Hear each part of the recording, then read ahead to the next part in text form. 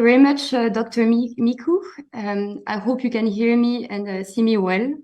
So dear honorable members of the Romanian Senate, good morning, ladies and gentlemen.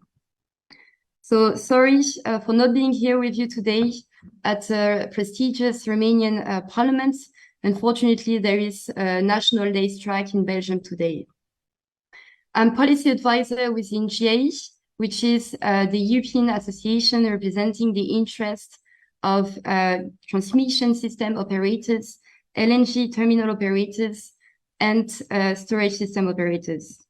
So I will quickly share my screen. I hope you can see it well.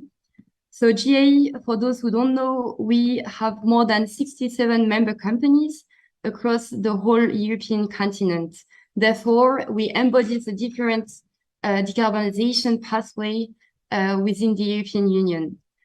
As we are also aligned with the objective of the European Union, and in particular the EU Green Deal of becoming the first carbon neutral continent, we strive for innovation, for instance, in the field of biomethane, but also in the field of hydrogen. Our infrastructure also contributes to guaranteeing security of supply in Europe in these challenging times. And that's the topic I would like to discuss with you today.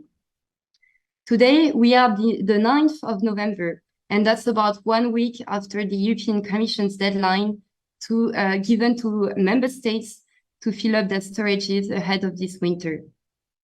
And there are 3 things I would like to highlight in this regard about today's gas storage market situation.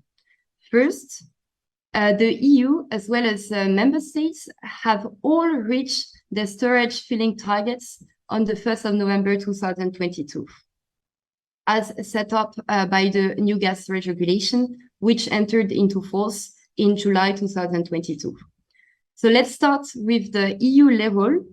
And you can see with the green curve that in 2022, European gas storages were 95% full on the 1st of November. This number, it's well above the 5-year average that are here represented by different colors and different curves. But this is also well beyond the EU collective targets, which ask to have 85% of storage filling level at EU level. Now, let's move to the national level. And here the situation was a little bit different because the European Commission asked member states to fill up their storages with 80% of storage filling level on the 1st of November. However, member states still had the opportunity to implement ambitious targets, more ambitious targets. That was the case of France with 100% of storage filling targets, but also Germany with 95% or Italy with 90%. And France, together with Belgium and Portugal, have maximized their reserve on the 1st of November. If we take the case of Germany, they are reaching a record-breaking volume of gas stored underground in their storage facilities. If we take the case of Romania, which might be of interest to you today, Romania reached 97% of storage filling level on the 1st of November 2022. You will also realize on this map there is one country which is below 80% of storage filling level, and that's Latvia. But if we have a closer look at the gas storage regulation, we'll understand that Latvia belongs to the group of countries that have very large, extensive gas storage capacities compared to their annual natural gas consumption. And therefore, Latvia had an adjusted target which corresponded around 20% of storage filling level, and that they also reached on the 1st of November 2022. All this data comes from our storage transparency platform, AXI, which is public and that you can access via the link on the slides.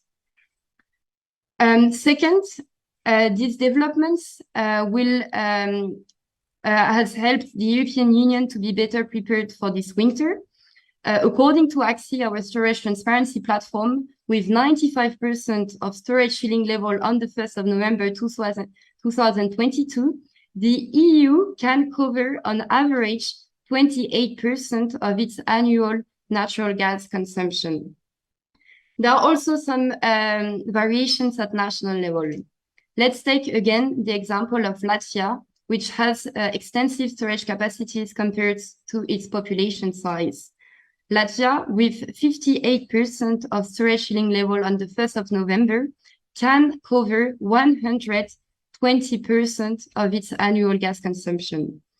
Now, if we compare with Sweden, with 93% of filling level on the 1st of November, the country can supply 0.7% of this demand via its storage facility. Hence, the need of securing other security of supply instruments and also enhancing solidarity in Europe. Third, and that will be my final point, even with 95% of storage filling level in the EU on the 1st of November, there will be a need to have security of supply measures to avoid completely depleting storage stocks ahead of next winter.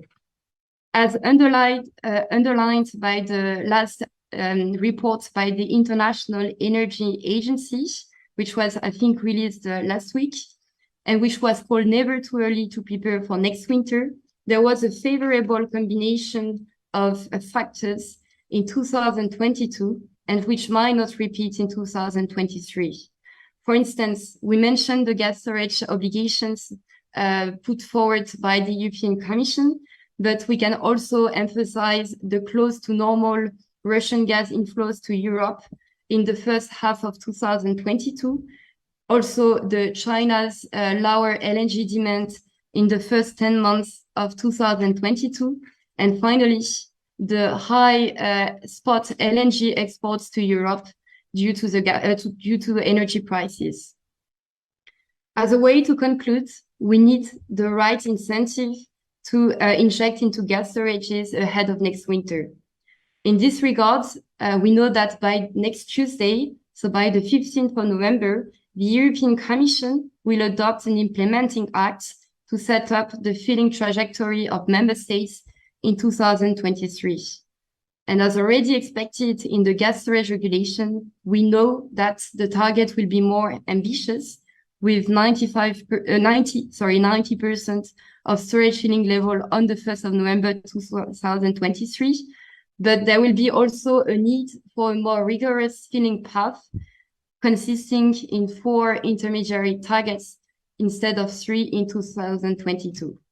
So if you are interested in tracking how member states will comply with the filling trajectories, I think AXI, this storage transparency platform, will become your best ally. For your information, GIE also developed the LNG terminal transparency platform, which is called ALSI.